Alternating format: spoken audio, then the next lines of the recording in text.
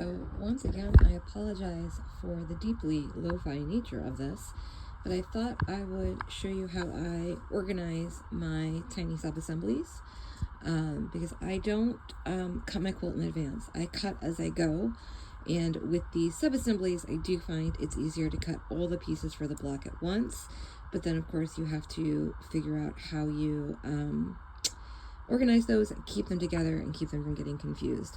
So what I have here is I have these little felt bins that I bought from the dollar store, and these circular numbering dots, labels, and all I do is I go through the block and I cut out a chunk for everyone.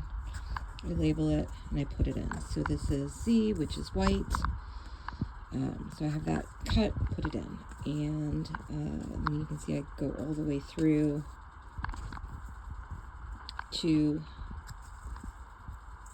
3, 4, 5, 6, 7. I don't bother repeating the color labels on them because, again, I'm cutting them one at a time. So I'm very, very confident that my number 2 is QQ, that my number 3 is QL, etc., etc. So as long as I keep my labels on, I'm fine. And then I collect them all up in here, stick it together, set that aside.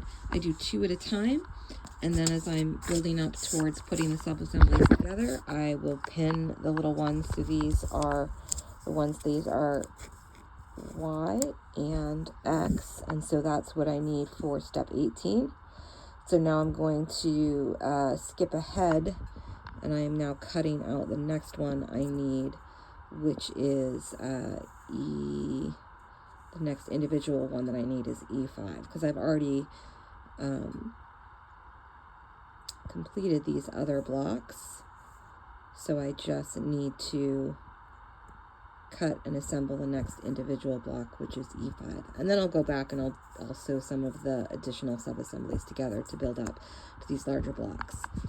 To keep the larger things that I've already, the sub-assemblies that I've already got together, so I have just all of my pieces pinned, and then I also pin loosely to where they go on the foundation and assembly guide. This way I don't risk losing anything. I have found a handful of times that I've pinned because I think I've lost a sub-assembly, although usually I've just left them cooling under my clapper and forget that because they're so tiny. And so this just helps me keep everything together and helps me find it when I need it without losing it. And then of course I keep all of this together in just regular old plastic sheet protector that goes in a binder. This one I'm not storing inside the binder. Right now I just put it on my fabric box, and I just keep it together with my fabric.